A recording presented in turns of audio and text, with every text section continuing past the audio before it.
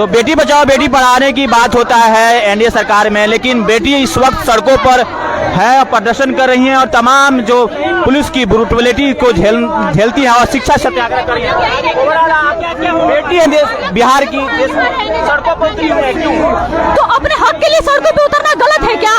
जब बेटी पढ़ रही है तो अपने अधिकारों के लिए सशक्त भी हो रही है ना, तो अपने खिलाफ हुए अन्याय को ये करने के लिए, न्याय ये करने के लिए, सरकार से मांग करने के लिए न्याय का, वो सड़कों पे उतरेगी। वो आयोग के सामने प्रदर्शन करना चाहे तो करेगी, लेकिन ये लोकतंत्र की सरकार है, यहाँ हमें सरकार से जवाब चाहिए, न्याय की उम्मीद है। ये लोकतांत्रिक सरकार है, ये संविधान से चलता है ये देश। हम संवैधानिक तरीके से अपना सत्याग्रह कर रहे हैं, हम यहाँ पर कोई हथियार लेकर सत्याग्रह नहीं कर रहे हैं। हम शांतिपूर्ण से अनुच्छेद 19 के तहत सत्याग्रह कर रहे हैं, शांतिपूर्ण सम्मेलन कर रहे हैं, और ये मेरा अधिकार है और एक अच्छा न्यायपूर्ण परीक्षा का हम अधिकार रखते हैं। ये हमारा भविष्य है, ये हमारा हक है, और सरकार को हमारे हक छीनने का कोई अधिकार नहीं है। ये गैर संवैधानिक सरकार होगी अगर हमारे हक मारती है तो। ऐसा चलेगा तो छात्र क्या सोच रहे हैं, क्या करना चाह रहे हैं? क्या हम बस री एग्जाम कराना चाहते हैं, क्योंकि हम 1 बार 2 बार 3 बार एग्जाम देने को तैयार हैं, क्योंकि हम एक फेयर एग्जाम की परिकल्पना करते हैं, जो कि आयोग बताता है कि हम एक अच्छे एग्जाम जिसमें सबको न्याय हो, यहाँ नहीं कि धांधली हो रही हो। अपने आप एक लड़की हैं, क्या अपने आप को एम्पावर समझ रही हैं? डिमोटिवेट भी होती होंगी इस तरह से पेपर लीक होता होगा तो? क्यों नहीं डिमोटिवेट होगा? सिर्फ लड़की होकर क्यों? वो हमारे भाई जो पढ़ रहे हैं, सब घर के बाहर रह के पढ़ रहे हैं लोग, तो हर कोई अपने आप को डिमोटिवेट समझेगा ना, क्यों नहीं समझेगा? हम पढ़ रहे हैं, इतना मेहनत करें, उसके बावजूद पेपर लीक हो रहा है, हम उसी कैटेगरी फेलियर के कैटेगरी में जा रहे हैं, आखिर क्यों?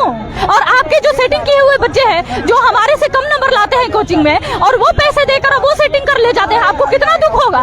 नहीं होगा दुख आपको, आप पढ़े लिखे हो के फेल कर रहे हो, और उसके बाद भी फेयर एग्जाम। ये सोचते कि हम सत्याग्रह कर रहे हैं, बहुत गलत हो रहा है। बिहार में पेपर लीक हो रहा है, ये हर एग्जाम का यही हाल हो चुका है। पीसीएस जैसे लेवल का एग्जाम का ऐसा हाल है। लेके जाएंगे खाली हाथ।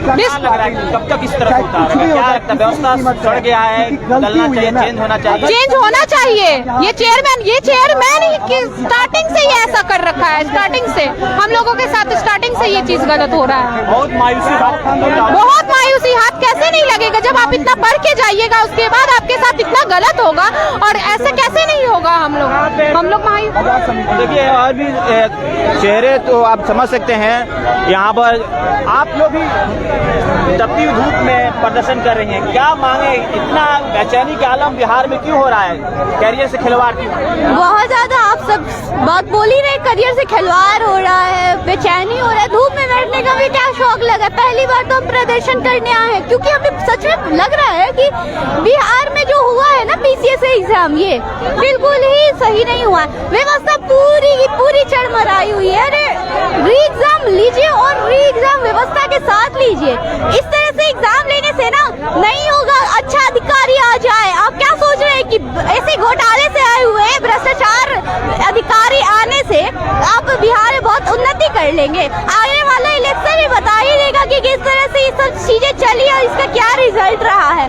नीतीश कुमार को अभी भी सुन लेना चाहिए ये बात। क्या लगता है, बाहर है कि भ्रष्टाचार सब चल रहा है? नीतीश कुमार बाहर का नीतीश कुमार को ना पहले ये देखना पड़ेगा कि अभी तक तो बहुत कल्याणकारी योजना लाए हैं, लेकिन यदि एग्जाम ही अच्छा नहीं लेंगे तो ये पैसे बांटने से तो नहीं ना हो जाएगा कल्याण। तो कल्याणकारी योजना से पहले कल्याणकारी एडमिनिस्ट्रेटर बनाइए। हम लोग आ रहे हैं ना, अच्छा पढ़ के आ रहे हैं, मेरिट पे सेलेक्ट होने के लिए आ रहे हैं, कल्याणकारी एडमिनिस्ट्रेटर ही नहीं बना रहे हैं, बोल रहे बैकडोर से एंट्री ले लेंगे, तो आपको लग रहा है कि बहुत कल्याणकारी हो जाएगा बिहार में सब कुछ? ऐसा कुछ नहीं हो पाएगा।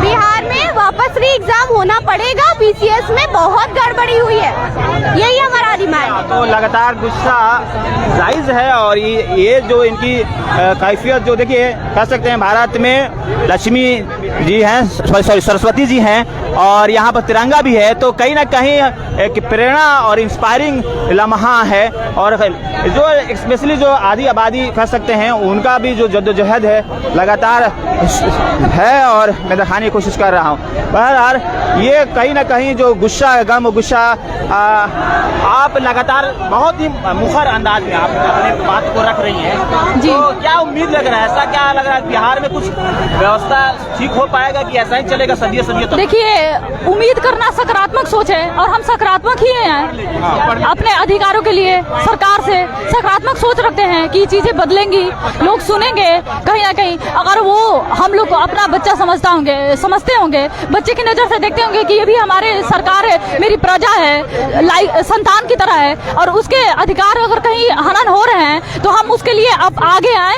काम करें।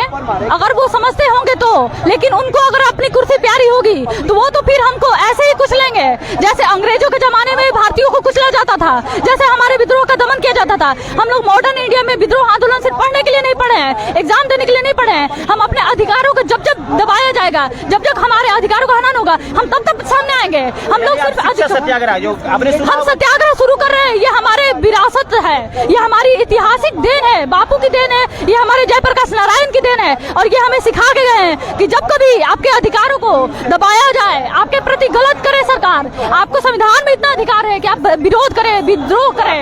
एक छात्र हैं, जो छात्र भी प्रदर्शन कर रहे थे, थप्पड़ मारा डीएम साहब ने।